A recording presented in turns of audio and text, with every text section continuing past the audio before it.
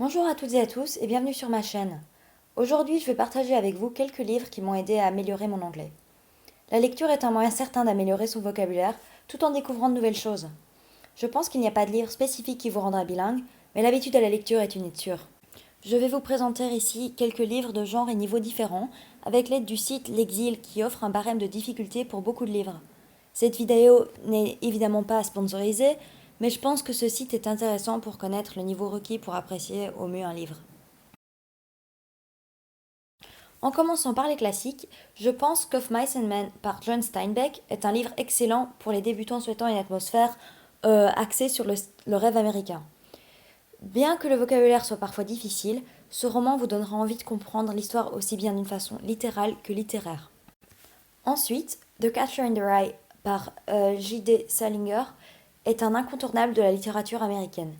C'est la très belle histoire d'un jeune garçon à la recherche de son identité qui refuse de devenir adulte mais ne peut y échapper.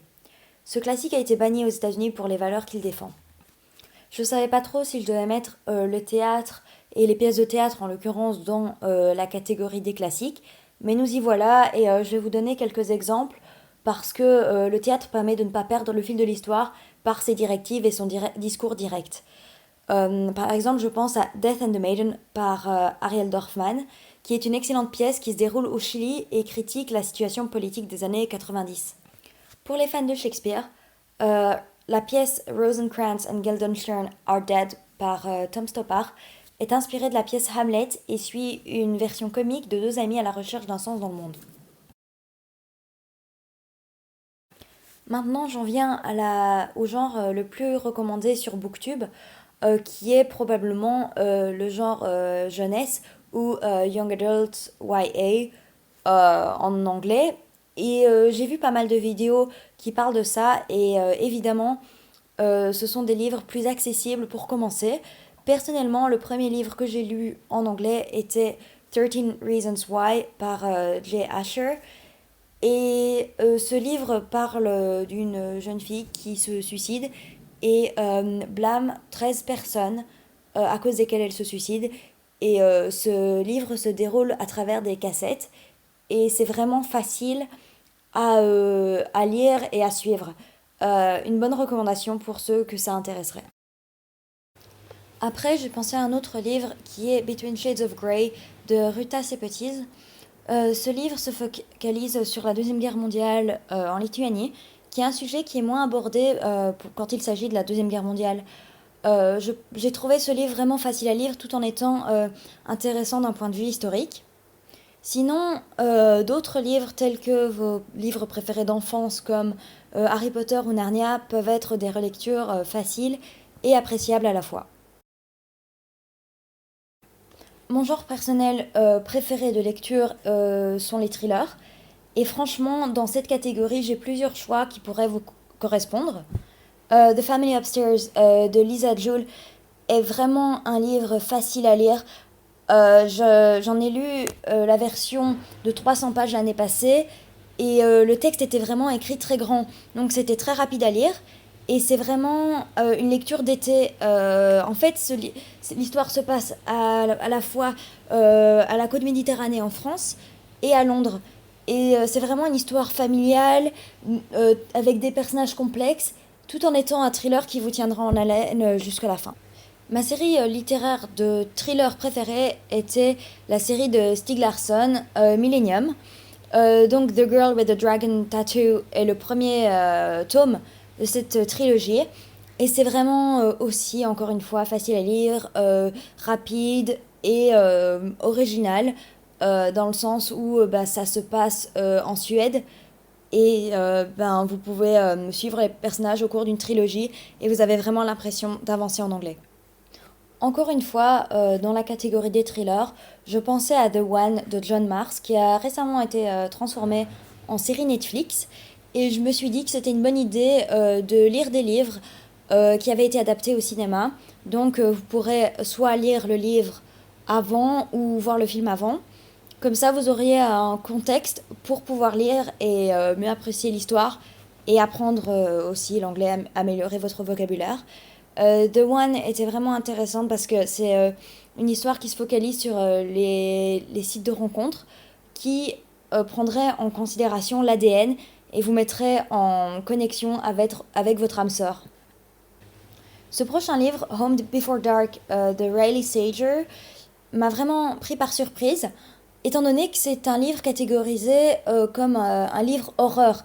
Au départ, je pensais que c'était impossible d'avoir peur en lisant un livre, mais celui-là m'a prouvé le contraire et m'a aussi fait apprécier et découvrir le genre, étant donné que ce n'était pas juste un livre d'horreur pour faire peur, mais qu'il y avait vraiment des explications à la fin. Donc ça s'assimile plutôt à un thriller avec des éléments supernaturels, paranormaux.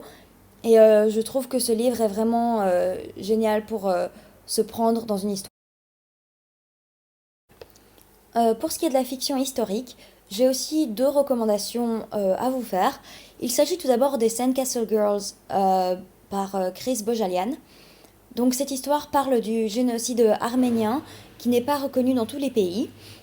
Et l'histoire suit deux lignes du temps en parallèle aux États-Unis et en Arménie. Et c'est une histoire de génération qui vous fera découvrir quelque chose dont on ne parle pas énormément et une histoire vraiment bien racontée aussi. Malgré son niveau L'exil de 880, All the Light We Cannot See était un livre assez littéraire et poétique, je dirais, par rapport au sujet de la Deuxième Guerre mondiale. Ce livre suit deux personnages, un jeune Allemand et une jeune Française, qui vivent leur jeunesse au cours de la Deuxième Guerre mondiale.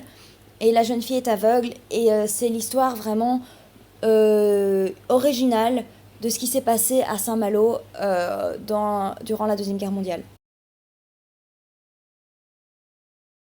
Pour ce qui est de la fiction littéraire, je vous recommande fortement Little Fires Everywhere de Celeste Ng, car ce livre est vraiment littéraire et intéressant d'un point de vue du vocabulaire, de la description d'objets, de personnes et d'événements. Et l'histoire est aussi complexe et mêle une communauté dans la banlieue américaine qui est vraiment originale et réaliste pour le lecteur. Un autre livre que je vous recommande est Fried Green Tomatoes at the Whistle Stop Cafe by Fanny Flagg, qui est un livre qui se focalise sur aussi une petite ville aux États-Unis, mais dans les années 20, je pense, si je ne me trompe pas. Ce livre parle d'une amitié forte entre deux femmes à travers le temps et de leurs difficultés par rapport au racisme à l'époque. Et c'est vraiment un livre intéressant d'été qui vous donnera envie de voyager et d'apprécier le temps avec vos proches. Pour ce qui est de la littérature non romancée, je vous recommande Shoe Dog par Phil Knight, qui est un livre qui parle du créateur de Nike et qui parle de son amour pour la course à pied et comment il a pu transformer sa passion en un business. Je pense que ce livre, même s'il est souvent répertorié dans la catégorie business, est vraiment un livre motivant et inspirant par rapport à la carrière et aux moyens d'avoir une sécurité financière. Une autre recommandation non fictive que j'ai pour vous est Midnight in Chernobyl par Adam et Higginbotham. Et je pense que ce livre est vraiment intéressant pour découvrir les événements de 86, mais aussi par rapport à ce que l'auteur raconte des vrais acteurs de cet événement et ceux qui sont morts malheureusement par rapport à la catastrophe. Ça raconte vraiment leur histoire depuis leurs études, leurs passions, leurs peurs, leurs craintes. Et je trouvais que ce livre était vraiment magnifique, pas seulement pour ce que ça raconte de la catastrophe, mais pour la valeur respectueuse des défunts. La dernière recommandation que j'ai pour vous aujourd'hui est The Girl Who Escaped ISIS, This Is My Story par Farida Khalaf et Andrea C. Hoffman. Il s'agit bien évidemment, comme le titre l'indique, d'une histoire sur une jeune fille détenue par l'ISIS. Et j'ai vraiment trouvé cette histoire intéressante d'un point de vue culturel par rapport aux Yazidis. Et c'est une religion sur laquelle j'aurais plus à apprendre.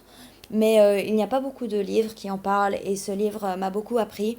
Et aussi par rapport aux atrocités qui se sont produites sous l'ISIS. Si vous avez regardé cette vidéo jusque maintenant, ben merci beaucoup. C'était le début de ma chaîne. J'espère que cette vidéo vous aura aidé et je pense à un dernier conseil qui est de penser aussi à écouter des livres audio ou des podcasts, regarder des films en anglais si ça vous aide, plus que la lecture. Personnellement, la lecture m'a vraiment aidé au plus haut point et j'espère que ces recommandations vous aideront aussi.